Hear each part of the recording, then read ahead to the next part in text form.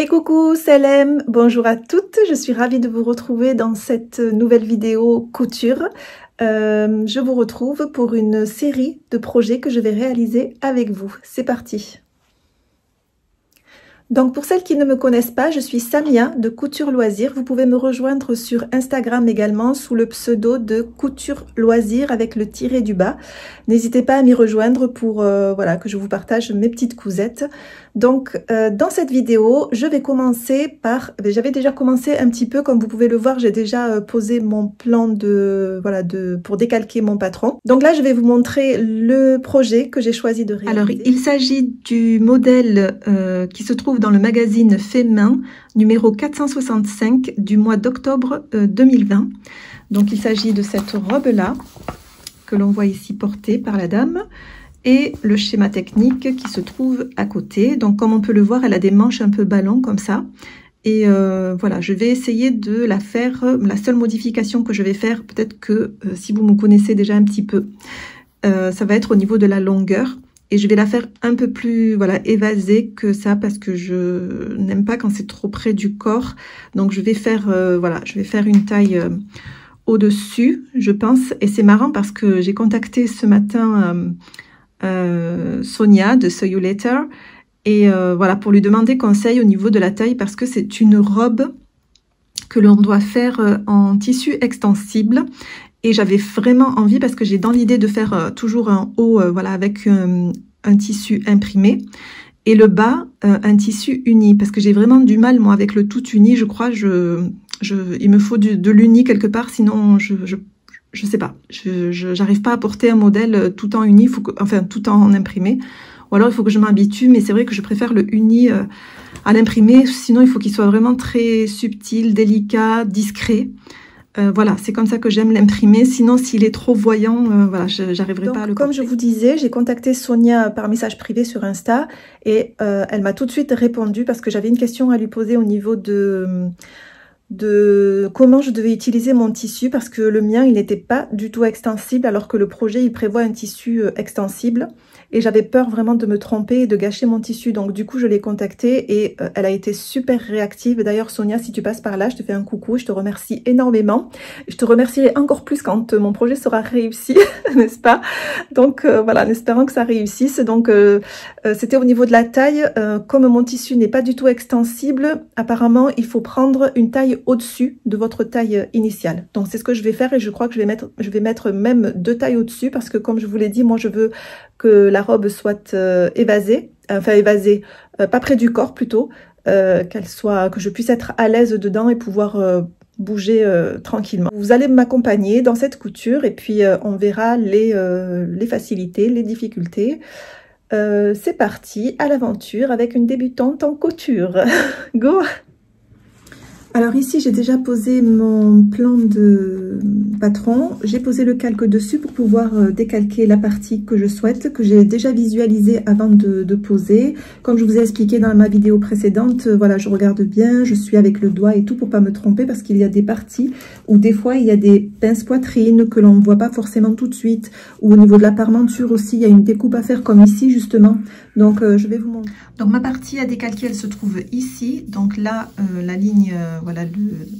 la ligne de pliure ici et ma taille là ici j'ai fait un petit trait à chaque fois pour ne pas me tromper. Je vais au bout, tac, je fais un autre trait ici et je suis parce que voilà, en m'arrêtant ici je sais que je vais devoir faire une pointe ici par rapport à la taille que moi j'ai choisie. Alors ce que j'ai oublié de vous dire, c'est que c'est un patron qui va de la taille 34 au 54 et j'ai choisi de faire la taille 44, voilà, pour les raisons que je vous ai expliquées juste avant.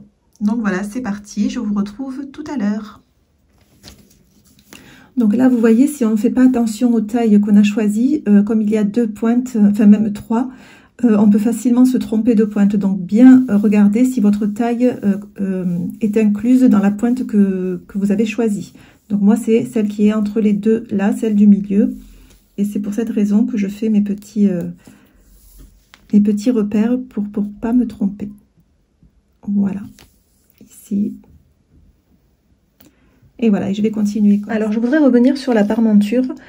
Ici, on va nous demander de décalquer la partie parmenture qui est normalement, qui va se positionner sur le devant et sur le dos, mais qui est indépendante. Elle n'est pas, vous ne l'avez pas à la tracer, puisque quelquefois on nous demande de tracer les parties qui sont faciles à tracer, mais quelquefois il y a des parties qui sont intégrées déjà dans la partie principale où elle doit s'assembler en fait. Donc voilà, je vais vous montrer concrètement comment ça se présente sur le patron. Donc ici, j'ai commencé à tracer ma partie devant et vous voyez ici, il y a une ligne de parmenture 1A. C'est cette partie-là, c'est une sorte d'annexe, une partie que l'on va tracer ici. Alors soit on peut la tracer directement sur le même calque et puis la redécalquer plus tard ou la découper directement quand on fait que la parmenture, mais on ne la détache pas du devant. Ça reste une partie entière du devant et on doit la redécalquer pour ne prendre que la parmenture, parce que la parmenture c'est une sorte de doublure en fait que l'on ne va pas voir, qui sera dessous la partie principale du tissu, c'est-à-dire que là vous allez tracer à partir voilà de la ligne, la grosse ligne de parmenture qui est là, et au bout d'un moment toutes les tailles vont se voir en fait là, et vous faites attention de bien prendre la ligne de votre taille, hop, et vous arrivez à la ligne où vous vous êtes arrêté pour le traçage de la pièce principale. Donc voilà, à tout à l'heure.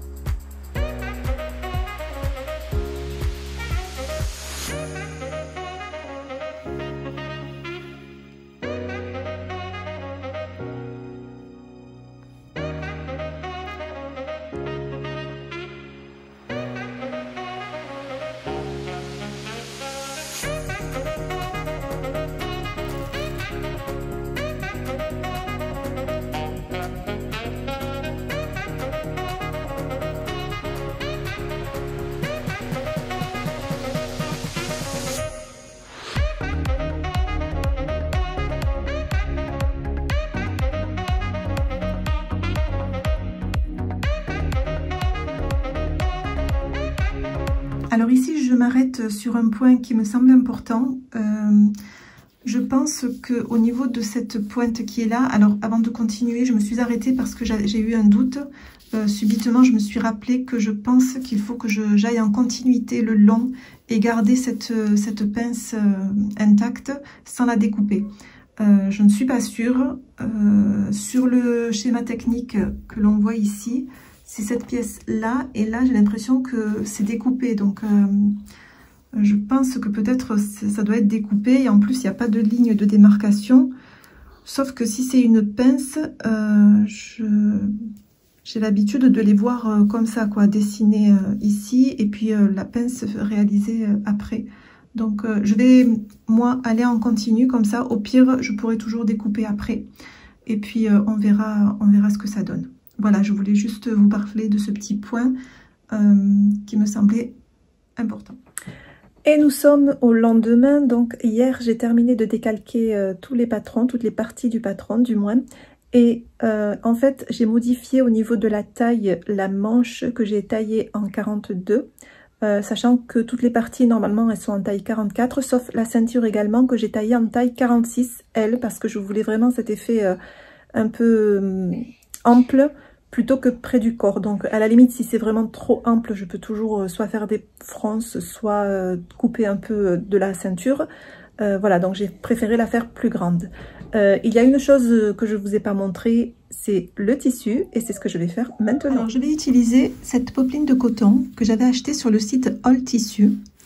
Voilà, j'avais pris 2 mètres et je compte l'utiliser pour le haut de la robe. Le haut, c'est-à-dire le buste, et les manches. Alors j'avais une peur au niveau du tissu, parce que il est recommandé un tissu extensible, et comme vous le savez, la popeline de coton, ce n'est pas extensible du tout. C'est pour cette raison qu'après avoir demandé conseil à Sonia, voilà, elle m'a dit de faire une taille au-dessus. J'aime beaucoup cet imprimé. Et juste pour le haut. Voilà. Et pour le bas, c'est-à-dire la jupe, une jupe longue, ce sera avec celui-ci. C'est un scuba crêpe que j'avais pris chez Dries & Stoffen. Voilà, j'en avais pris 2 ou 3 mètres, je ne sais plus. Mais je pense que j'en ai assez pour faire juste la jupe. Donc voilà, et je trouve que les deux se marient très bien ensemble. Voilà, on voit le haut comme ça et le bas. Je pense que ça peut passer. J'espère que le bas, enfin le tissu scuba crêpe n'est pas transparent. Sinon, je verrai ça et j'essaierai d'intégrer une doublure. J'intégrerai une doublure dans la ceinture, si je pense que je sais faire. Et voilà, pour pas que ce soit transparent. Donc voilà, le tissu du bas est extensible. Lui, le scuba, il est extensible. Et donc voilà, il ne me reste plus qu'à découper le tissu et puis passer à la couture. Alors pour la couture, il y aura un petit changement parce que j'ai enfin une surjeteuse. Si vous voulez avoir plus de détails, je vous laisse aller voir la vidéo que j'ai postée juste aujourd'hui en fait. Donc n'hésitez pas à aller la voir. Voilà, c'est ma nouvelle surjeteuse et là je suis super contente. Je vais enfin pouvoir faire de belles finitions, de belles réalisations. Et voilà, donc là je vais faire ma coupe de tissu et passer à la couture et je vous emmène avec moi. Alors là j'ai failli faire une chose qui aurait pu me coûter la vie. Non, je plaisante. Non, là en fait j'ai failli découper mon tissu alors que je viens de penser, j'étais persuadée qu'il était lavé, ça c'est sûr, parce que je les lave dès que je les reçois. Mais j'avais oublié qu'il fallait passer par l'étape repassage. Donc je vais repasser mon tissu avant de le découper. Il me semblait qu'il faut le repasser avant de le découper. Maintenant que je vous le dis, j'en suis plus certaine, donc je sais plus. Mais je vais quand même le repasser et puis voilà. Et après je passerai à la découpe, comme ça au moins je partirai sereine.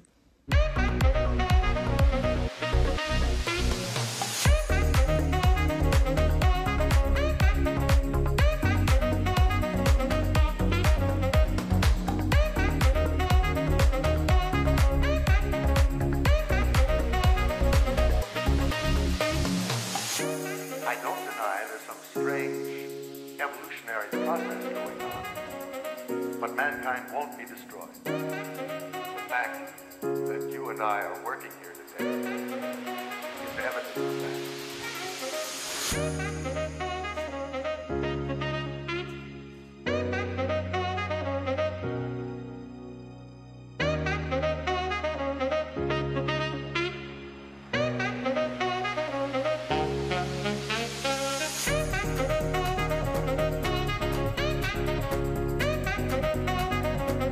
Alors ici j'ai assemblé les deux calques qui étaient qui correspondent à la partie devant de la jupe, sauf qu'il y a une couture normalement sur le devant, mais comme je ne voulais pas de cette couture, j'assemble les deux calques pour pouvoir faire le devant en une seule partie.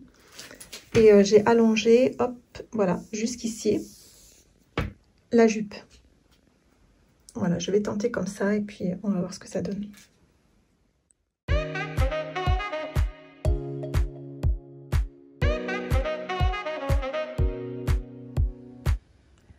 Donc voilà, là j'ai coupé mes tissus, j'ai voilà tout, enfin pas assemblé encore, mais voilà, j'ai coupé mon tissu.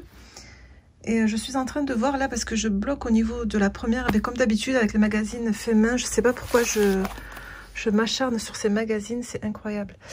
On nous dit de piquer la pince du devant 1. Bon là ok. Il y a bien une pince, hop là je sais pas si vous la verrez, mais bon on la voit ici là. Il y a bien une pince, j'ai bien compris qu'il fallait la piquer. Mais ce que je ne comprends pas, c'est qu'on nous dit tout de suite après, surpiquer l'ouverture de poche. Hop, ici, là, surpiquer l'ouverture de poche. Sauf que j'ai beau chercher, sur la pièce devant, il n'y a pas d'ouverture de poche. Alors, je ne comprends pas. Je sais pas, je ne comprends pas. Là, j'ai beau regarder, j'ai revérifié sur le patron. J'ai repris le schéma de la pièce devant qui est ici. Ici, là, hop, j'ai beau regarder bien scrupuleusement, j'ai tout bien regardé, s'il y avait écrit ouverture de poche ou s'il y avait des marquages supplémentaires. Mais il n'y en a pas. Alors, je ne sais pas si c'est important pour la suite de la réalisation de cette robe, sachant que je ne pense pas qu'il y ait de poche. Alors, est-ce que c'est une erreur de leur part ou si c'est moi qui n'ai pas compris? Je ne sais pas. Ça commence à m'agacer, cette histoire. Bon, ben, je vais voir comment je vais faire pour remédier à ça. Il y a bien une solution, il faut juste la trouver. Donc voilà, je vais chercher comment faire et puis je vous reprends dès que j'ai compris ou dès que je trouve une autre solution. Allez, à tout à l'heure. Donc voilà, j'en suis toujours au même point, je n'ai toujours pas avancé dans ma couture, c'est vraiment un casse-tête ce magazine, enfin, surtout les instructions du magazine. Alors les modèles sont vraiment bien, enfin, moi j'aime beaucoup, mais les instructions sont très pénibles à suivre. Donc je vais faire un peu à ma sauce, je pense. Je vais, alors j'ai, en lisant, vous savez, le petit paragraphe qu'il y a à côté de la robe, on parle de la robe, de comment elle se compose et tout ça. Et j'ai cru comprendre, voilà, que les surpiqûres, normalement, elles sont faites on parle beaucoup de surpiqûres et je pense qu'elles sont décoratives parce que il parle de son style suranné, inspiré des années 70, avec des surpiqûres décoratives. Voilà, donc je pense que le fait qu'ils disent surpiquer les pinces et tout ça, c'est juste pour donner un effet décoratif. Donc je vais laisser cette étape-là, je ne vais pas la faire. Je ne vais pas faire les pinces du bas côté devant et je vais faire juste celle du haut parce que au niveau des, c'est toujours assez grand. C'est vrai que je prends toujours une taille au-dessus et je ne sais pas si je fais bien, mais je verrai. Bon, je vais continuer. Là, je vais assembler ma robe, mes parties. Et puis, je vois ça après avec vous. À tout à l'heure.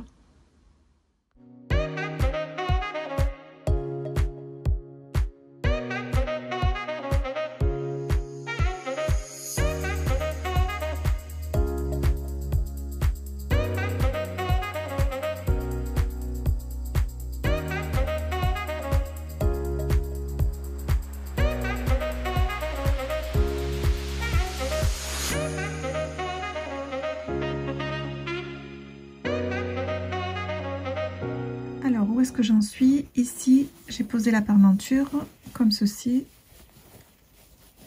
devant et celle du dos.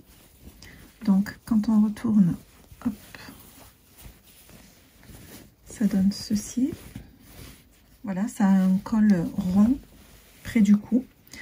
Et j'ai laissé l'ouverture derrière. Alors, il est préconisé normalement dans le patron une fermeture éclair, enfin une fermeture à glissière tout le long du dos jusqu'au haut de la jupe en fait.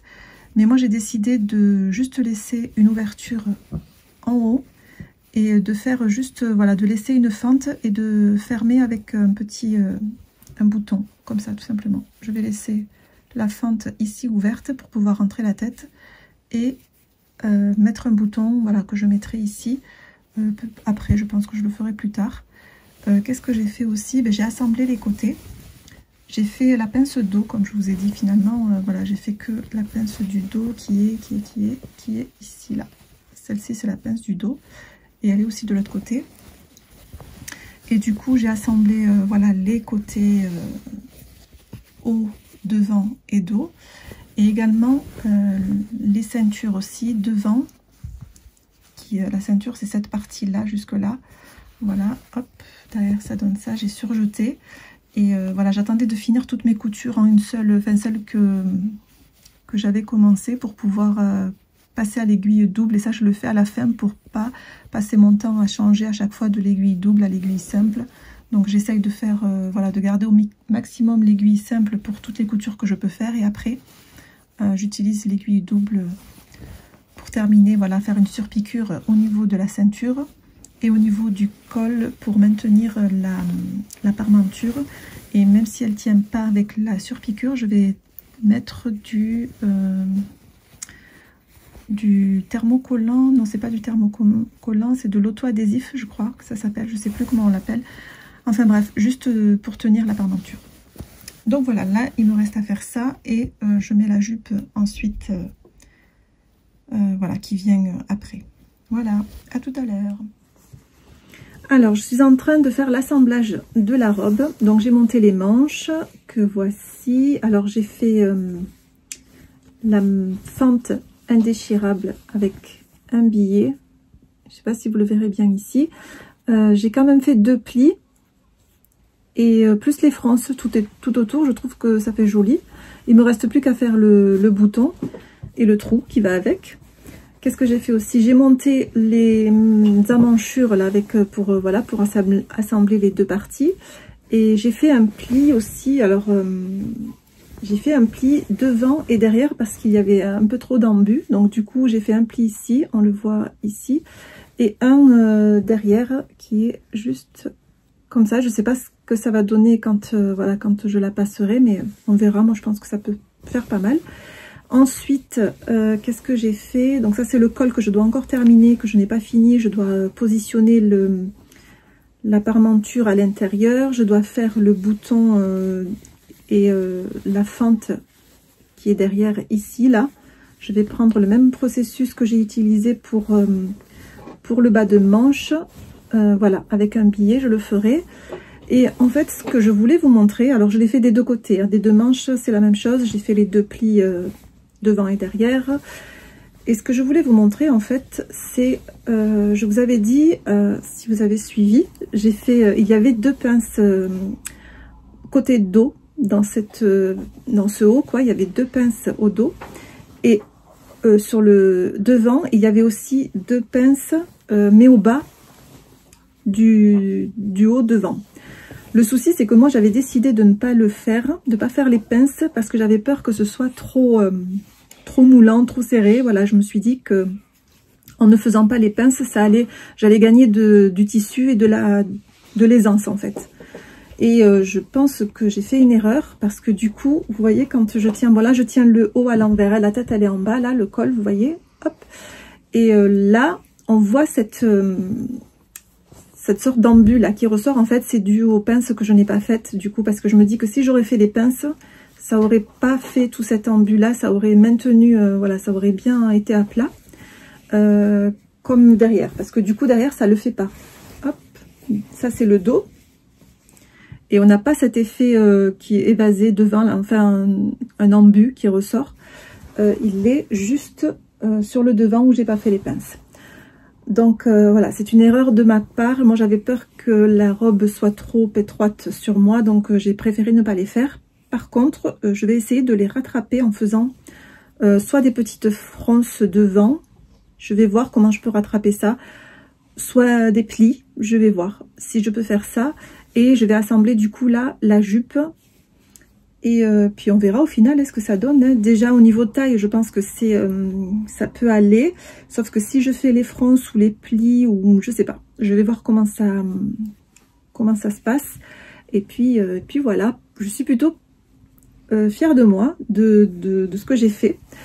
Je ne dis pas merci au magazine Fait Main, puisqu'il ne m'a pas aidé du tout. C'est vraiment, voilà, j'ai eu droit juste au patron, mais les explications, c'est vraiment, c'est zéro. Voilà, je sais que le magazine, il est pas terrible. Je sais pas pourquoi à chaque fois je suis attirée par ces magazines, mais je pense que je vais arrêter d'en acheter et je vais plutôt me tourner vers des patrons indépendants, voilà, qui sont peut-être beaucoup mieux expliqués. Et pour une débutante, voilà, si vous aimez pas vous prendre la tête, que vous aimez être guidée du début à la fin, c'est pas le magazine Fait Main qu'il faut prendre. Là, c'est sûr. Enfin.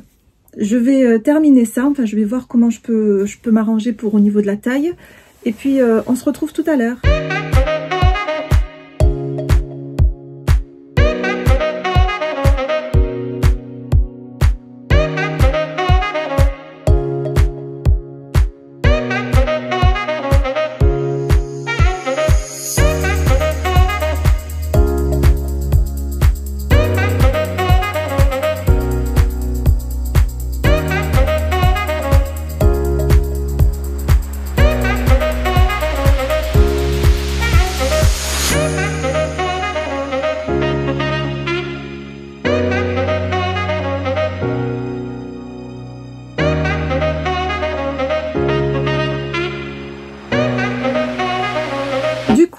fait juste une piqûre de soutien, en fait, de l'assemblage de la jupe et du haut, pour voir ce que ça a donné, en fait. Et en fait, je me suis rendu compte que ça fronçait un petit peu tout seul. Comme le tissu scuba de la jupe est stretch, il est stretch, donc du coup,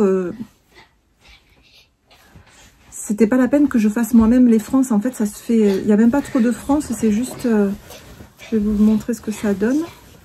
Et je l'ai passé et ça passe nickel. Au niveau de la taille, ça me sert pas. Et aussi au niveau de la tête, elle passe nickel. J'avais un peu peur parce qu'en fait, ce qui est prévu, c'est une fermeture éclair dans le dos qui part du haut jusqu'au bas, jusqu'ici là. Sauf que moi, je ne l'ai pas faite. J'ai juste voulu faire une fente de, je crois que j'ai pris 30 cm ou 20 cm. Non, 20 cm, je crois, je ne suis plus sûre. 20 cm et voilà, juste pour passer la tête. Et j'avais pas essayé avant et du coup, ça passe. Donc pour ça, ça va.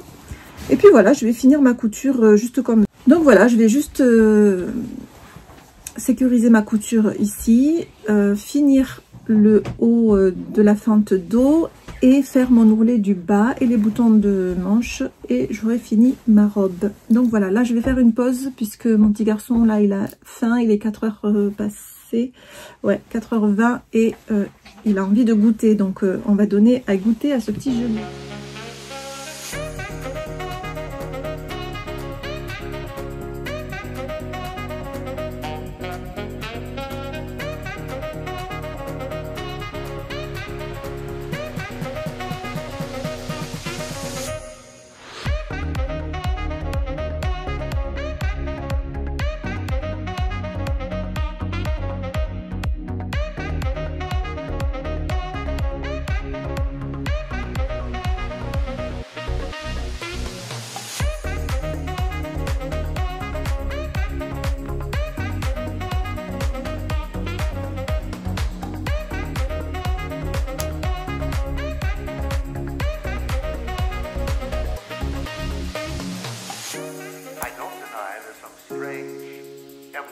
Process going on, but mankind won't be destroyed. The fact that you and I are working here today is evidence of that.